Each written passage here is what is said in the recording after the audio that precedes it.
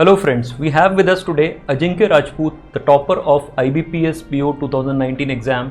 Ajinkya scored a mind-boggling 60.58 out of 100 in the final merit list and got All India rank 1.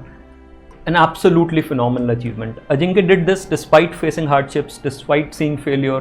उन्होंने कुछ परेशानियां भी झेली, fail भी हुए, कुछ फाइनेंशियल प्रॉब्लम्स भी उन्होंने फेस करी, बट इस सब के बाद भी उन्होंने ऑल इंडिया रैंक 1 अचीव किया. सो आई एम श्योर जो भी आप लोग इस दौर से गुजर रहे हैं उनको अजिंक्य की स्टोरी डेफिनेटली इंस्पायर करेगी.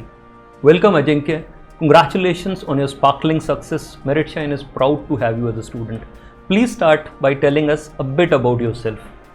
Thank you, sir.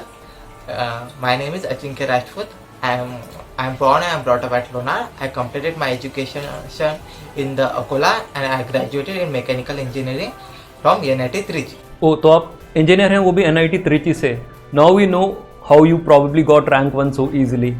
इंजीनियर्स के लिए लोग मानते हैं कि एग्जाम क्लियर करना ज़्यादा मुश्किल नहीं होता. I am sure it must have been a cake walk for you. नहीं, ऐसे मतलब इंजीनियरिंग का और इस एग्ज़ाम का कुछ रिलेशन नहीं है सर. मतलब इंजीनियरिंग मतलब मैं अच्छे कॉलेज से भी पढ़ने के बाद भी मैं मतलब इस एग्ज़ाम में मुझे काफ़ी स्टार्टिंग में थोड़ा डिफिकल्टी गया था. मेरा SBI PO का प्री निकला भी नहीं था और मतलब इंजीनियरिंग और इस एग्ज़ाम का कुछ मतलब ऐसे डायरेक्ट कोई रिलेशन ही नहीं है. आपका SBI PO का प्री भी क्लियर नहीं हुआ था. हाँ. और आपने IBPS PO में इतना हैवी स्कोर किया. ऐसा आपने क्या किया था 4-5 महीने में? I mean it's wonderful. आपने कोई और एग्जाम भी दिया था इसके पहले? SBI PO प्री को जो आपका एग्जाम क्लियर नहीं हुआ था उसके पहले भी आपने कभी बैंक एग्जाम्स दिए थे? नहीं सर, मैं 2019 का पास आउट हूँ. तो मेरा मई में कॉलेज खत्म होने के बाद ही मैंने पढ़ाई शुरू की थी. मेरा SBI PO prelim first exam था. तो उसके लिए तैयारी की थी आपने ठीक से? मतलब ज़्यादा टाइम नहीं मिला था तो फिर ज़्यादा कुछ प्रिपरेशन नहीं कर पा रहा था मैंने उसका. मैं थोड़ा ही मतलब प्रिपेयर करके मैं चला गया था उस एग्ज़ाम के लिए. So what did you used to do in engineering days apart from studying engineering? किसी और एग्जाम की तैयारी की थी आपने? सर मैंने इंजीनियरिंग में मैं UPSC का प्रिपरेशन करने का मैंने मतलब फैसला लिया था. तो फिर मैंने इंजीनियरिंग में थोड़ा UPSC का प्रिपरेशन करना शुरू कर दिया था. लेकिन मतलब मैं UPSC करना चाहता था लेकिन बाद में मतलब फाइनेंशियल कंडीशन इतनी नहीं रही कि मतलब मैं उसको कंटिन्यू कर पाऊँ ग्रेजुएशन के बाद. तो फिर जैसे ग्रेजुएशन हो गया तो फिर मैंने देखा कि मतलब कौन से गवर्नमेंट के एग्ज़ाम अच्छे रहेंगे कि मतलब जो मुझे सूट कर पाएंगे. तो फिर मैंने बैंकिंग मुझे अच्छा सेक्टर लगा तो इसलिए मैंने बैंकिंग पे फोकस किया. जनरली हमने देखा है कि अच्छे इंजीनियरिंग कॉलेजेस के स्टूडेंट्स कैट या GRE की तैयारी करते हैं. आपने ऐसा कुछ किया था? दोनों में से किसी एग्जाम के लिए प्रिपेयर किया था? नहीं सर, मेरा गवर्नमेंट जॉब पे फोकस था. मुझे मतलब प्राइवेट सेक्टर में जाना ही नहीं था. तो आपने UPSC के लिए कुछ पढ़ना स्टार्ट किया था इंजीनियरिंग के टाइम पे, बट क्या हम मान सकते हैं कि आपने बैंक एग्जाम्स की प्रिपरेशन अपने इंजीनियरिंग खत्म करने के बाद ही स्टार्ट की? हाँ, उसके बाद ही मैंने मतलब बैंकिंग सेक्टर में मैंने उसके बाद में ही सोचा. तब तक मैंने कभी मतलब बैंक के बारे में कुछ किया ही नहीं था. मैं सिर्फ मतलब न्यूज़पेपर डेली पढ़ना तो थोड़ा मतलब उसका इंग्लिश में हेल्प हुआ मुझे. थोड़ा ज़्यादा मैंने कुछ प्रिपेयर नहीं किया था वैसे भी UPSC का. अजिंक्य, इस सब के बारे में थोड़ा सा डिटेल में बताइए. कब आपने इंजीनियरिंग खत्म करी और कब आपने इन एग्जाम्स के लिए पढ़ना स्टार्ट किया? सर मेरे इंजीनियरिंग में 2019 में ख़त्म हो गई. तो फिर उसके बाद मैंने बैंकिंग का प्रिपरेशन शुरू कर दिया था. तो स्टार्टिंग में मतलब ज़्यादा कुछ पता नहीं था. तो फिर मैंने SBI PO का तो फॉर्म तो भर ही दिया था. तो थोड़ा प्रिपेयर करके मैं उस एग्ज़ाम को चला गया था. लेकिन उस एग्ज़ाम में मतलब मेरा स्पीड इतना कम हो रहा था कि मेरे से क्वेश्चन ही सवाल ही मतलब क्वेश्चन सॉल्व ही नहीं हो पा रहे थे. मतलब टाइम काफ़ी लग रहा था. इंग्लिश का हो रहा था लेकिन मैथ और रीजनिंग का पजल्स और मैथ के कुछ अर्थमेटिक के कुछ सवाल ज़्यादा सॉल्व ही नहीं हो पा रहे थे. ज़्यादातर लोगों के लिए मानना मुश्किल होगा अजिंक्य कि डिस्पाइट आपकी बैकग्राउंड, आप एक बहुत अच्छे इंजीनियरिंग कॉलेज से हैं, उसके बाद भी आपको मैथ्स में प्रॉब्लम हो रही थी. ज़्यादातर लोग ये मानते हैं कि जिनका इंजीनियरिंग का बैकग्राउंड होता है उनको मैथ्स ज़्यादा परेशान नहीं करता. तो ऐसा क्या प्रॉब्लम था मैथ्स में? नहीं सर, वैसे मतलब कॉलेज का मैथ और बैंकिंग एग्जाम का मैथ का कुछ रिलेशन नहीं रहता है. ये मतलब एक मिसकंसेप्शन है कि मतलब इंजीनियर को उसका हेल्प मिलेगा. क्योंकि मतलब इंजीनियरिंग का पूरा मैथ इक्वेशन, रिटर्न इक्वेशन मतलब उस पर ही ज़्यादा मतलब रोट लर्निंग पे ही ज़्यादा फोकस रहता है इंजीनियरिंग में. लेकिन इस एग्जाम पे कंसेप्ट वगैरह सब मैटर करता है. इस वजह से मेरा मतलब SBI PO का प्रीलिम्स 0.25 से क्वालिफाई नहीं हुआ था. अच्छा, उसके बाद क्या किया फिर आपने? उसके बाद फिर मैं मतलब यूट्यूब पे सर्च कर रहा था कि मतलब क्या मेरे स्ट्रैटेजी बनाना चाहिए कि मतलब क्या करना चाहिए. तो उसी में मुझे आपका Meritshine चैनल मिला. तो फिर वहाँ पे मैंने SBI PO की जो प्लेलिस्ट थी वो देखी अच्छे से. मतलब वहाँ पे फिर मुझे थोड़ा जानकारी मिली कि मतलब क्या करना चाहिए, स्ट्रैटेजी कैसे बनाना चाहिए. चाहिए। तो फिर मैंने फिर आपका जो यूट्यूब का चैनल है उसको मतलब डिटेल से उसका मतलब हर सेक्शन की पढ़ाई की, तो फिर वैसे फिर और वहाँ से मैंने मेरा स्पीड और बढ़ाना शुरू कर दिया था। थोड़ा मैं बताइए कि किस तरह आपने सिर्फ मेरिट शाइन का यूट्यूब चैनल और वेबसाइट यूज़ करके इतनी अच्छी प्रिपरेशन की। मतलब मेरे जब मैंने एग्ज़ाम SBI PO का एग्ज़ाम होने के बाद मुझे पता चला कि मेरा क्वांट में मतलब स्पीड कुछ भी नहीं बढ़ रहा है, मतलब कुछ क्वेश्चन सॉल्व ही नहीं हो पा रहे हैं। तो फिर मैंने पहले क्वांट मतलब उसके लिए फिर बेसिक्स के लिए मैंने आपके जो सेमी सर के वैदिक मैथ के जो वीडियो है उसमें थोड़ा मतलब स्पीड मतलब बेसिक कैलकुलेशन रहता है ना, उसका स्पीड बढ़ाने में मतलब उसका हेल्प हुआ मुझे काफ़ी। ये तो कैलकुलेशन स्पीड की बात हुई, वो इम्पॉर्टेंट है बट सभी कुछ नहीं है। सो बहुत सारे लोग की कैलकुलेशन स्पीड अच्छी होती है बट वो फिर भी अरिथमेटिक में या DI में स्ट्रगल करते हैं। आपने वो सब कैसे मैनेज किया? अर्थमेटिक के लिए आपका एक उस पर मेरिट शाइन पे एक प्लेलिस्ट है, वो पूरा प्लेलिस्ट मैंने देखा था कि मतलब कौन से सेक्शन के लिए क्या कंसेप्ट है, कैसे करना चाहिए स्पीड। फिर उससे मतलब एक जैसे जैसे क्वेश्चन सॉल्व होने लग रहे थे तो फिर मतलब उसमें पढ़ाई करने में मज़ा आ रहा था, तो फिर मैं ज़्यादा क्वेश्चन सॉल्व कर रहा था। तो मतलब उस प्लेलिस्ट से मुझे काफ़ी फ़ायदा हुआ इस एग्ज़ाम के लिए। चलिए पहले क्वांट की ही बात करते हैं। बहुत सारे लोगों को जब वो हमारे चैनल से पढ़ते हैं तो उनको नई अप्रोच सीखने में, अडेप्ट करने में थोड़ा सा टाइम लगता है। तो आपको भी ये प्रॉब्लम हुई थी शुरू में? हाँ, क्वांट में स्टार्टिंग में मुझे थोड़ी दिक्कत हो रही थी, तो फिर मैंने इसीलिए मतलब पहले टेबल जो बेसिक रहते हैं, table, square root, cube root और वैदिक मैथ, वो तो सब क्लियर कर लिया था। तो फिर मेरा मतलब कैलकुलेशन काफ़ी अच्छा हो गया था। तो फिर मैंने प्लेलिस्ट से अर्थमेटिक कर लिया, तो फिर वहाँ से मतलब कंसेप्ट अच्छे हो गए, तो फिर मतलब क्वेश्चन भी अच्छे आ रहे थे। फिर उस क्वेश्चन भी अच्छे आ रहे थे, तो फिर मैंने फिर DI पे उसके बाद मतलब मेंस में DI इंपॉर्टेंट रहता था और मेरा थोड़ा बेसिक फंडामेंटल भी क्लियर हो गया था, तो फिर मैंने DI पे फोकस करना शुरू किया था। अच्छा ये बताइए DI का अरिथमेटिक से कितना स्ट्रॉन्ग कनेक्शन है? मतलब यहाँ पे जो कंसेप्ट है वही वहाँ पे थोड़े कॉम्प्लिकेटेड तरीके में पूछे जाते हैं। पर DI में जनरली वो बड़े बड़े क्वेश्चंस रहते हैं, टेबल्स, ग्राफ्स, वो खतरनाक से दिखने वाले पिक्चर्स। अरिथमेटिक में सिंगल क्वेश्चंस होते हैं। तो इस तरीके से कनेक्टेड था क्या? आपको कभी प्रॉब्लम नहीं हुई? सिर्फ वीडियोस देखने से हो जाता था? जैसे वीडियो देखने के बाद हमें कंसेप्ट तो अच्छे आ जाते हैं, लेकिन जब हम क्वेश्चन सॉल्व करने जाते हैं तो दिक्कत आने जाती है। तो फिर उसको जैसे हम प्रैक्टिस करते जाएंगे तो धीरे धीरे स्पीड भी बढ़ता है और काफ़ी क्वेश्चन भी आसान हो जाते हैं। तो इसीलिए प्रैक्टिस करना क्वांट के लिए सबसे ज़्यादा इंपॉर्टेंट है। तो ऐसा करने के बाद DI में, अरिथमेटिक में आपको कभी कोई प्रॉब्लम नहीं आती थी? नहीं, प्रॉब्लम हमेशा आती थी। कुछ भी मतलब नया क्वेश्चन आता है, कभी डिफ़िकल्ट क्वेश्चन आता है तो थोड़े थोड़े प्रॉब्लम आते ही थे। तो फिर मैं मतलब उसके लिए फिर थोड़ा डिटेल में देखता था कि मतलब कहाँ पे मेरा आंसर रॉन्ग हो रहा है। तो फिर उसके हिसाब से मैं एनालाइज करके फिर से मतलब ट्राई करता था क्वेश्चन को। हम देखते हैं कि कुछ स्टूडेंट्स प्रॉब्लम सॉल्व ना होने पे बहुत परेशान हो जाते हैं। उनको लगता है कि मुझे ठीक से समझ नहीं आया है, या उनको लगता है कि उनका कैपेबिलिटी इशू है, बहुत सारा सेल्फ डाउट पैदा हो जाता है, बहुत परेशान हो जाते हैं। तो ऐसा सभी के साथ होता है, आपके साथ भी हुआ था। एक क्वेश्चन अगर आपको नहीं आ रहा है तो आपके हिसाब से उसे कितनी देर तक ट्राई करना चाहिए? आप क्या किया करते थे? नहीं, पहले हमें जब कोई क्वेश्चन आ नहीं रहा है तो हमें उसको 2-3 टाइम तो भी ट्राई करना ही चाहिए। मैं 2-3 बार तो ट्राई करता था, वो फिर भी नहीं आया तो फिर मतलब किसी ग्रुप पे नहीं तो किसी सीनियर से पूछ के फिर उसका मतलब क्या कंसेप्ट हमें क्या नहीं आ रहा था और नहीं तो क्या दिक्कत थी वो हमें समझ में आ जाती है। अच्छा, ओके। सो इससे आपकी प्रॉब्लम सॉल्विंग स्किल्स इंप्रूव होती हैं। कितने मार्क्स है आपके क्वांट DI में फाइनल में, मेन एग्जाम में? मेन एग्जाम में मेरे 60 में से 34.5 मार्क्स आए थे क्वांट में। It's a very good score. हमें याद है इस पेपर में बहुत लोग को दिक्कत हुई थी, थोड़ा सा डिफरेंट पेपर था, बट आपने बहुत ही बढ़िया स्कोर किया। आपका DI पे डेफिनेटली बढ़िया कमांड रहा होगा। मैंने मेंस में मतलब DI पे ज़्यादा फोकस किया था क्योंकि मेंस में DI इंपॉर्टेंट रहता है। तो फिर मतलब और अर्थमेटिक मेरा अच्छा हुआ था तो फिर DI फिर अच्छे से हो गया। चलिए अब थोड़ा रीजनिंग की बात करते हैं। इस सेक्शन में खासतौर पे पजल से लोग बहुत ही ज़्यादा घबराते हैं। आप कितने अच्छे थे पजल्स के अंदर? चलिए पहले ये बताइए आपके मार्क्स कितने आए थे इस टेस्ट में, मेन एग्जाम में रीजनिंग के अंदर? रीजनिंग में मेरे मार्क्स थोड़े कम आए हुए, मेरे 23 मार्क है आउट ऑफ 60। वैसे मैंने रीजनिंग का प्रैक्टिस काफ़ी किया था, पजल्स वगैरह में काफ़ी सॉल्व किए थे, लेकिन एग्जाम में मैं एक पजल में थोड़ा स्टक हो गया था थोड़े टाइम के लिए। लेकिन मैं थोड़ा उसके बाद मैंने रिकवर कर लिया, लेकिन थोड़ा टाइम तो चल गया था तब तक। हाँ, किसी एक पजल पे अटक कर एग्जाम खराब करना, सेक्शन खराब करना, टाइम खराब करना इज़ डेफिनेटली नॉट गुड। थोड़ा कभी कभी हो जाता है, लेकिन उसको इम्पोर्टेंट ये रहता है कि उसी पजल पे हमेशा स्टक नहीं होना चाहिए। हमें जैसे ही पता चल जाएगा कि इसमें हमें ज़्यादा टाइम हो रहा है और वो सॉल्व नहीं कर पा रहे तो हमें मूव ऑन करना चाहिए नेक्स्ट क्वेश्चन पे। हमें अपने रीजनिंग के प्लानिंग के बारे में, प्रिपरेशन के बारे में थोड़ा और डिटेल में बताइए।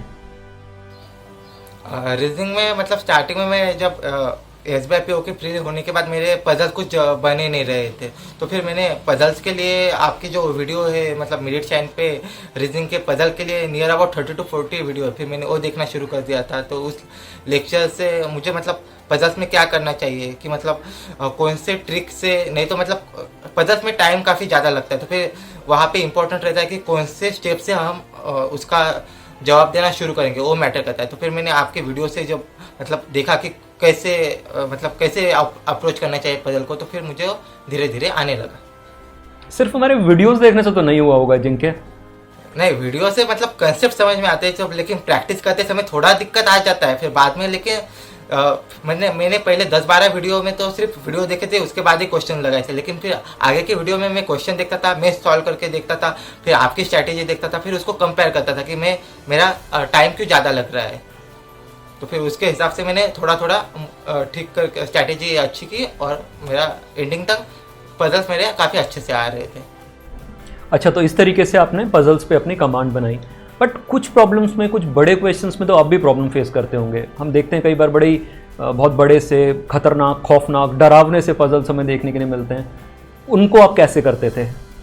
कुछ पजल में हम अटक जाते हैं, लेकिन फिर उसमें कुछ पजल काफ़ी हार्ड रहते, तो उसको छोड़ना ही बेटर रहता है। एग्जाम में कभी हम किस पजल पे अटक गए तो वहाँ पे मतलब कुछ पजल ऐसे रहते कि वो हो ही नहीं पाते, तो वो सिर्फ टाइम काफ़ी चला जाता है। तो इसके लिए मूव ऑन करना काफ़ी बेटर रहता है एग्जाम के लिए।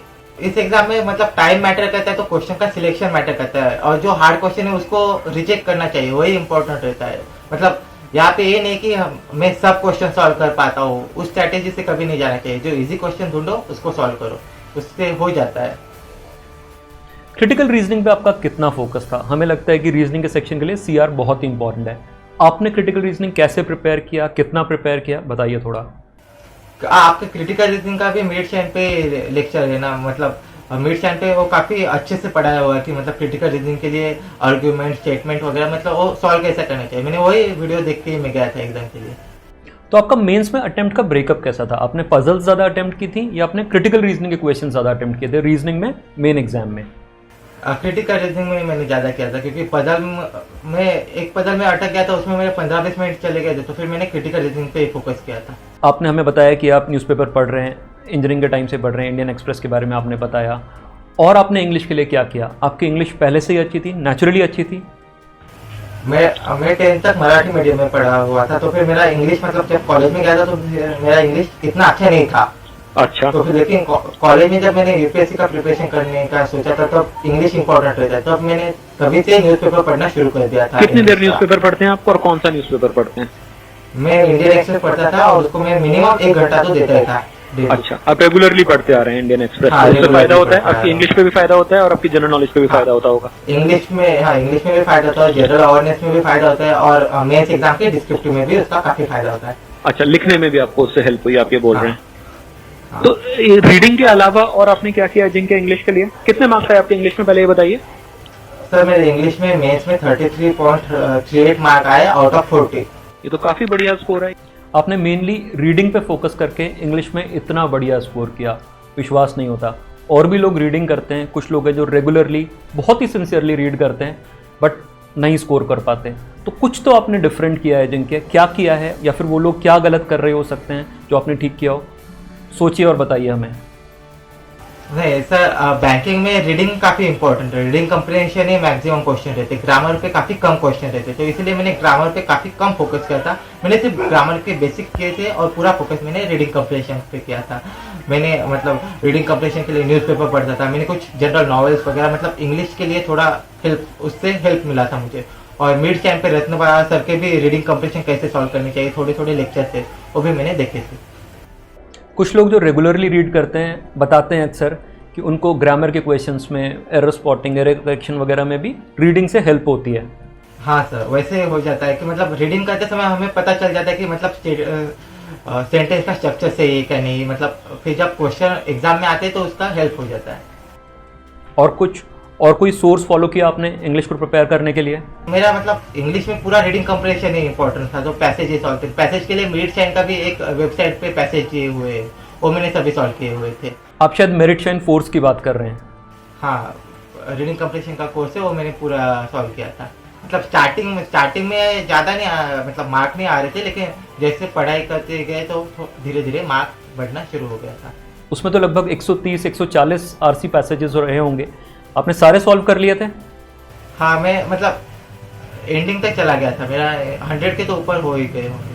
स्टार्टिंग में मेरे कम मार्क आ रहे थे, लेकिन जैसे जैसे फिर प्रैक्टिस बढ़ती गई तो मार्क में इम्प्रूवमेंट होता रहा। और उसके लेवल भी काफ़ी मतलब एग्ज़ाम के लेवल से मैच करते हैं, तो फिर मतलब वो एग्ज़ाम में भी उसका काफ़ी हेल्प हुआ। अच्छा, अब डिस्क्रिप्टिव के बारे में थोड़ा बताइए, आपके कितने मार्क्स आए थे राइटिंग टास्क में? डिस्क्रिप्टिव में मेरा 16.5 मार्क है आउट ऑफ 25। नॉट बैड, अच्छा स्कोर है। कैसे किया? रीडिंग से आपकी राइटिंग पे भी फर्क पड़ता है? रीडिंग से मतलब थोड़ा तो मतलब जो कंटेंट चाहिए वो उतना तो मिल ही जाता है टॉपिक के लिए, हर किसी टॉपिक के लिए। और रत्नबा सर के भी जो वीडियो है मतलब रीडिंग में हर टॉपिक के लिए पॉइंट कहाँ से लाने चाहिए, उसमें रत्नबा सर ने काफ़ी अच्छे से एक्सप्लेन किया हुआ है, तो वो मैंने सब देखा हुआ था, तो उसका मुझे काफ़ी हेल्प हो गया था एग्ज़ाम में। अच्छा, आप प्रैक्टिस करते थे लिखने की? लेकिन हाँ, मैंने मतलब एग्ज़ाम के 1 महीना पहले प्रैक्टिस करना शुरू किया था लिखने की। मैं डेली मतलब एक एसे और एक लेटर लिखता था। इवेलुएट करते थे आप उसको बाद में खुद से? हाँ, खुद से मतलब मैं देखता था कि मतलब क्या इम्प्रूवमेंट कर सकते हैं, कि नहीं तो फिर मैं मेरे दीदी को दिखाता था कि मतलब ठीक है क्या, नहीं तो कुछ इम्प्रूवमेंट की ज़रूरत है क्या नहीं उसमें। यहाँ पे मतलब डिस्क्रिप्टिव में मेन 2 ही चीज़ें हैं कि मतलब एक कंटेंट होना चाहिए, कंटेंट के लिए मतलब नॉलेज वो न्यूज़पेपर से मिल जाएगा, और एक राइटिंग का स्किल, और राइटिंग स्किल जो प्रैक्टिस से डेवलप हो जाता है। उसके लिए मतलब रत्नबा सर का जो लेक्चर सीरीज है वो भी अच्छा है, और एग्जाम के 1 महीना पहले तो भी राइटिंग शुरू कर देना चाहिए। चलिए हम जनरल अवेयरनेस की थोड़ी बात करते हैं। आपने कैसे प्रिपेयर किया था? सबसे पहले बताइए आपके मार्क्स कितने आए थे जीए में? मेरे जीके में थोड़ा नंबर कम आए थे, मेरे 22.5 आए आउट ऑफ 40, क्योंकि मैंने जीके पे ज़्यादा फोकस ही नहीं किया था। हाँ, हम देखते हैं कि कुछ स्टूडेंट्स जनरल अवेयरनेस को बहुत ही ज़्यादा टाइम देते हैं। आप क्या एडवाइस करना चाहेंगे लोगों को, अपने दोस्तों को? हाँ, मेरे पास मतलब मुझे 4-5 महीने में ही पूरा एग्जाम निकालना था, तो और जीए को ज़्यादा टाइम दिया होता तो फिर बाकी सेक्शन पे इफेक्ट होता था। फिर मैंने इसलिए जीए पे काफ़ी कम टाइम दिया, क्योंकि मतलब जीए को मैंने बेसिकली गेनफुल पीडीएफ और जो रिवीजन के सेशन रहे थे वही देख के मैंने गया था पूरा एग्ज़ाम देने, क्योंकि जीए में मतलब ज़्यादा टाइम मतलब 30 तक मार्क ठीक है, लेकिन 30 के ऊपर मार्क चाहिए तो फिर मतलब 5-6 घंटे टाइम देना पड़ता है, तो फिर उसका कॉस्ट बेनिफिट एनालिसिस काफ़ी ख़राब हो जाता है। तो फिर इसके लिए मैंने उसको काफ़ी कम टाइम दिया जीके के लिए। आपकी स्ट्रैटेजी परफेक्ट थी जनरल अवेयरनेस पढ़ने के लिए? नहीं, मेरी स्ट्रैटेजी परफेक्ट नहीं थी, मुझे थोड़े कम मार्क आए, तो मैं मतलब एडवाइस करूँगा कि दिन में से 1 नहीं तो मैक्सिमम 2 घंटा दो, उसके ऊपर लेकिन जीके के लिए टाइम मत दो। नहीं तो काफ़ी लोग 6-6 घंटे भी दे जाते हैं, तो दिक्कत कर देता है कि मतलब 2 घंटा करो और एक ही रखो और उसको सिर्फ रिवाइज करो। मतलब अगर अब आज आपको अपनी जीए की स्ट्रैटेजी में कुछ चेंज करना हो तो आप रेगुलरली पढ़ेंगे। इस बारी आपने सिर्फ एंड में हमारे गेनफुल के पीडीएफ्स और रिवीजन सेशंस करके किसी तरीके से काम चलाया। आपका स्कोर अच्छा तो नहीं कह सकते, बट हाँ एक्सेप्टेबल स्कोर है। अगर आपको कुछ चेंज करना होगा तो आप रेगुलरली 1-2 घंटे जीए पढ़ना स्टार्ट कर देंगे, ये आप बोल रहे हैं। ठीक है। अच्छा, एक बात बताइए, आपने प्रैक्टिस पे बहुत फोकस किया, आपने लगातार बोला है कि प्रैक्टिस करना चाहिए, प्रैक्टिस करना चाहिए। तो आप प्रैक्टिस कहाँ से करते थे, कैसे करते थे, और कितनी प्रैक्टिस आप किया करते थे?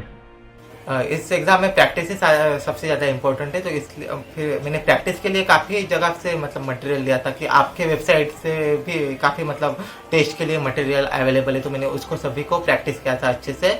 फिर मैंने सभी वेबसाइट से फ्री टेस्ट भी दिए थे, उससे मैंने एनालाइज किया कि मेरा परफॉर्मेंस कितना है ना है। मैंने मतलब ऑली बोर्ड, प्रैक्टिस मॉक, अड्डा के भी टेस्ट सॉल्व करके देखे थे।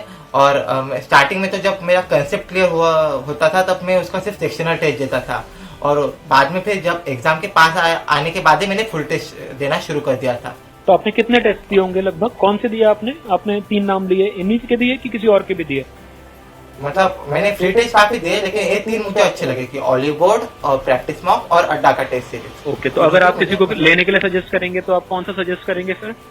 वो तो उस पे मतलब मैं ये सजेस्ट करूंगा कि हर किसी ने मतलब जितने भी फ्री टेस्ट है वो सब सॉल्व करके देखने चाहिए, उनका एनालिसिस कैसे है उसके हिसाब से ही टेस्ट सीरीज ज्वाइन करना चाहिए। अपने हिसाब से कर लेनी चाहिए, मतलब जो अपने हिसाब से टेस्ट। हाँ, अच्छा। और आपने वैसे कितने टेस्ट दिए होंगे टोटल? मैं मतलब स्टार्टिंग में जब प्री का प्रिपरेशन करते समय मैं 2-3 फुल टेस्ट हर दिन देता था, और मेंस के पहले मैंने एक फुल टेस्ट देना शुरू कर दिया था डेली। जब आपके कॉन्सेप्ट वगैरह सब क्लियर हो गए उसके बाद? हाँ, कॉन्सेप्ट क्लियर होने के बाद। कॉन्सेप्ट जब तक क्लियर नहीं थे तब मैं हर एक कॉन्सेप्ट होने के बाद उसका सिर्फ सेक्शनल टेस्ट चाहिए देता था। ये तो काफ़ी सॉलिड प्रिपरेशन थी। इस सब के बाद आपके कितने मार्क्स आए मेन एग्जाम में? मेरे मेंस में टोटल 129.88 मार्क आए थे आउट ऑफ 225। ये तो एकदम ज़बरदस्त स्कोर था, ट्रिमेंडस। हाँ, 60 मार्क्स ऊपर था, क्योंकि मतलब जनरल का कट ऑफ 71 मार्क है इसमें। अच्छा, एक बात सच बताना, आप इतना बढ़िया पेपर करने के बाद में, मार्क्स तो आपको बाद में पता चले होंगे, बट इतना अच्छा पेपर करने के बाद में आपका इंटरव्यू की तैयारी करने का मन किया था? हमारे बहुत सारे स्टूडेंट्स का मन ही नहीं करता इंटरव्यू के लिए पढ़ने का। मतलब मेरा मेंस होने के बाद मुझे पता था कि मतलब मेरा इसमें सिलेक्शन हो ही जाएगा, तो फिर मैंने तभी से इंटरव्यू का प्रिपरेशन शुरू कर दिया था।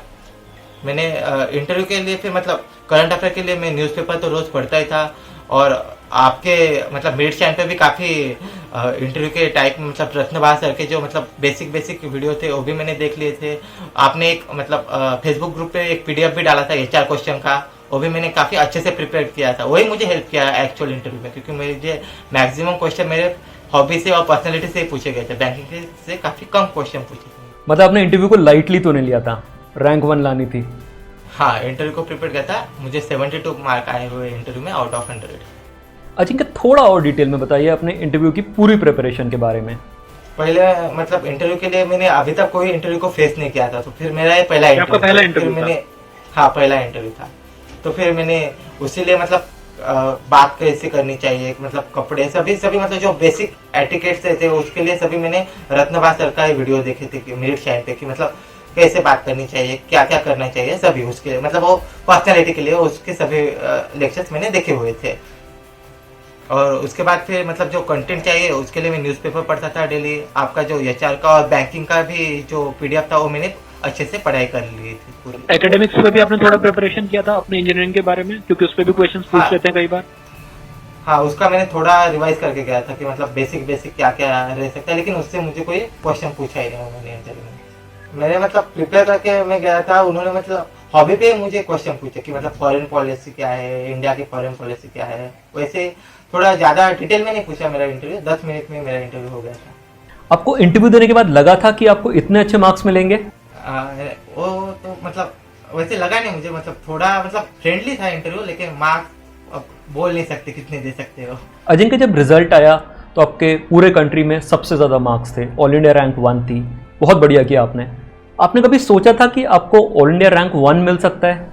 इतना पता था कि मेरा हो जाएगा, लेकिन ऑल इंडिया रैंक 1 आएंगे ऐसे मतलब वैसा फीलिंग कभी नहीं था मेरे लिए। मतलब वो उस मतलब जब मैंने देखा कि मतलब सबसे मैक्सिमम मार्क मेरे ही है, तब मतलब काफ़ी खुशी हुई थी मुझे लगा कि मतलब 50-60 के आसपास आ जाएंगे, लेकिन ऑल इंडिया रैंक 1 आएगा ऐसे मुझे नहीं लगा था। और वो भी इतने स्ट्रगल के बाद, financial issues and all. I am sure आपके घर में सब लोग बहुत खुश होंगे इस रिजल्ट के बाद में। हाँ, मेरे मम्मी पापा, मेरी दीदी और मेरे अंकल भी काफ़ी खुश थे।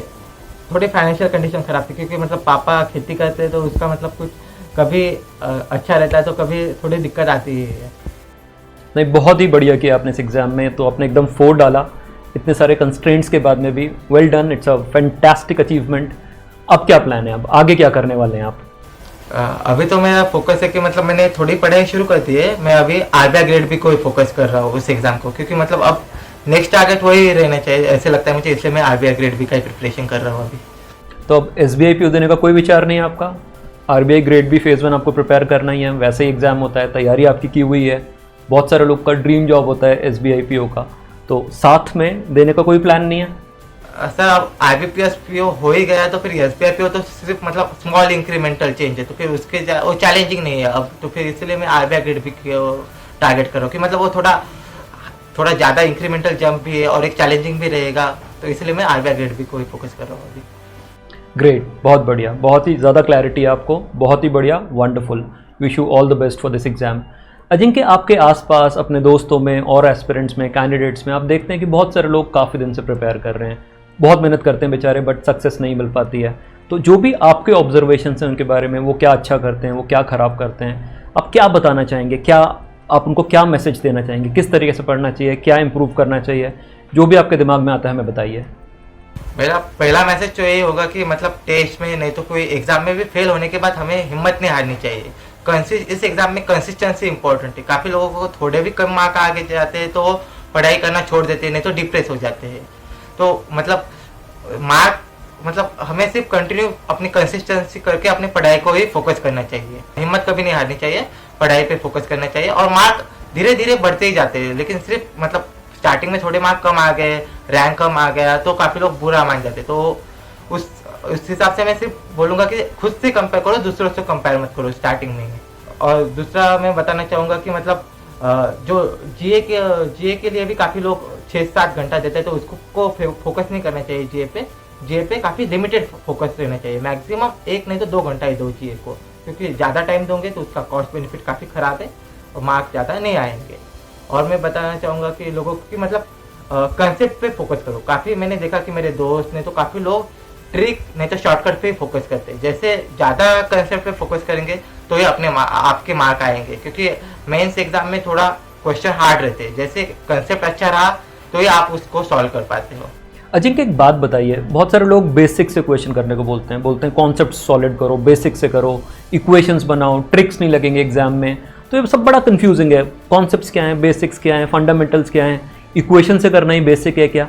आपका क्या ऑब्जर्वेशन है इसके बारे में, प्लीज़ हमसे शेयर कीजिए।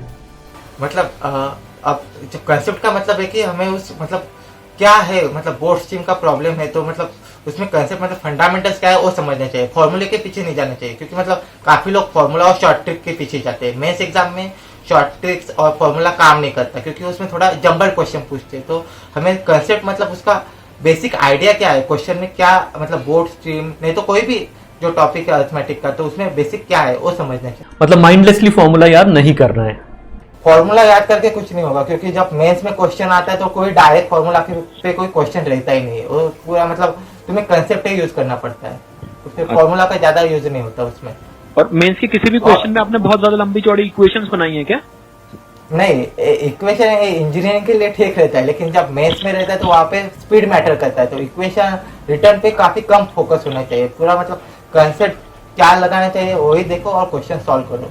और ज्यादा लंबी अगर इक्वेशन होगी तो हम जनरली एडवाइस करते हैं कि छोड़ दीजिए। हाँ, वो छोड़ देना चाहिए। मतलब काफी बड़ा क्वेश्चन होगा और नहीं बन पा रहा तो उसे छोड़ देना चाहिए। और मैं और एक एडवाइस देना चाहूंगा कि जब अरिथमेटिक रहता है तो वहाँ पे स्पीड काफी ज्यादा रहता है, कि स्पीड काफी ज्यादा मैटर करता है। तो इसीलिए एक मिड चैन का ऐप है, एक मैथ्स का ऐप है, आपने यूज किया है मैथ्स ऐप? हाँ, मैथ्स ऐप मैंने यूज किया, तो उसका मुझे काफी एग्जाम में काफी हेल्प हुआ था, क्योंकि मेरे कैलकुलेशन काफी स्पीड से होते हैं उस ऐप से। अच्छा, कोई फाइनल थॉट्स, कोई फाइनल एडवाइस हमारे स्टूडेंट्स के लिए? काफी स्टूडेंट को ऐसा लगता है कि हम मतलब पढ़ाई शुरू कर देंगे तो 5-6 दिन में सब मतलब हमारे लेवल काफी अच्छे हो जाएंगे। कभी भी मतलब डायरेक्ट इंस्टेंट ग्रेटिफिकेशन के पीछे नहीं जाना चाहिए।